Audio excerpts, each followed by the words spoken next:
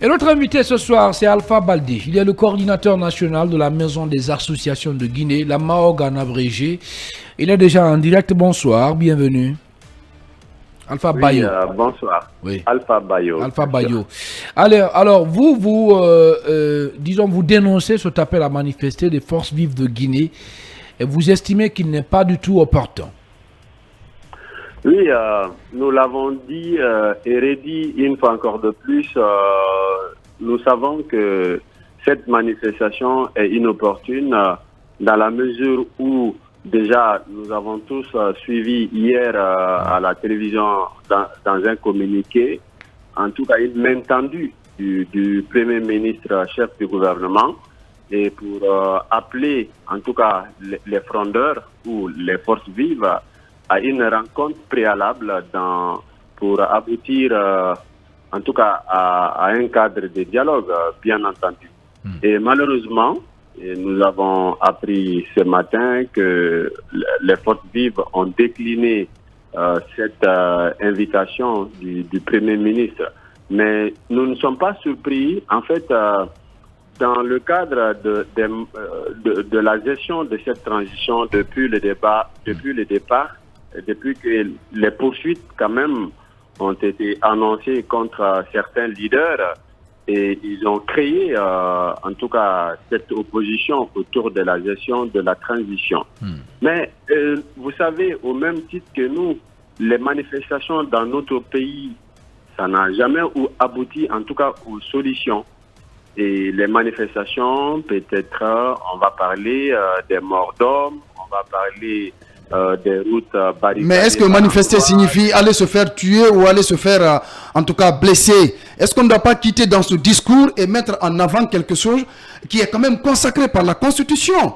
Puisque le Guinéen ne sort pas dans la rue pour être quand même, pour trouver la mort, M. Bayo. J'aimerais vous rappeler une chose. Nous sommes partie prenante à ce cadre de dialogue. Avant d'aller au cadre de dialogue, nous avons, en tout cas, nous avons exprimé toute notre volonté et le Premier ministre ainsi que les facilitatrices se sont déplacés pour aller nous trouver au siège de notre institution, nous tendant la main à venir au cadre de dialogue. Donc, les résultats issus du cadre de dialogue, c'est-à-dire des résolutions, nous avons demandé humblement à tous les acteurs sociopolitiques, n'est-ce pas, d'accorder ce qu'on appelle une trêve de manifestation de 2 ans. Une trêve pendant qu'il y a des détenus politiques en prison, des Fonikemeng qui croupissent en prison, pendant qu'il y a des exilés aussi. C'est ce que vous voulez dire? Effectivement, ça c'est une inquiétude. Peut-être que je vous invite à aller consulter, en tout cas, toutes les résolutions issues du cadre de dialogue.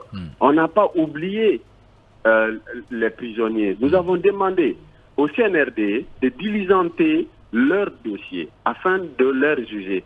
À défaut, si le CNRD n'a pas les moyens de les juger maintenant, c'est de les accorder une liberté conditionnelle. Ça pouvait quand même dénouer un peu la situation sociopolitique dans notre pays. Nous avons tenu compte de toutes ces préoccupations au cours dans le cadre des dialogues. Mais ces préoccupations jusqu'à présent ne sont pas encore satisfaites. Dans ce cas de figure, est-ce que quelque part, si ces forces vives appellent justement à l'ordre ou rappellent à l'ordre le CNRD, en tout cas les autorités judiciaires, est-ce que quelque part ils ne sont pas dans une dynamique quand même de se faire entendre? Oui, effectivement, à la place des frondeurs, je réponds favorablement à cette demande. Ce n'est pas un cadre de dialogue, ce sont peut-être des préalables qu'on allait discuter. En tout cas, ce sont ces frondeurs qui étaient là en train de demander l'ouverture d'un autre cadre de dialogue. Mais je rappelle à travers cette occasion que nous sommes partie prenante au cadre de dialogue et nous avons des positions catégoriques. Merci beaucoup, Alpha Bayo. Premièrement, nous disons que nous sommes contre la délocalisation, en tout cas du cadre de dialogue.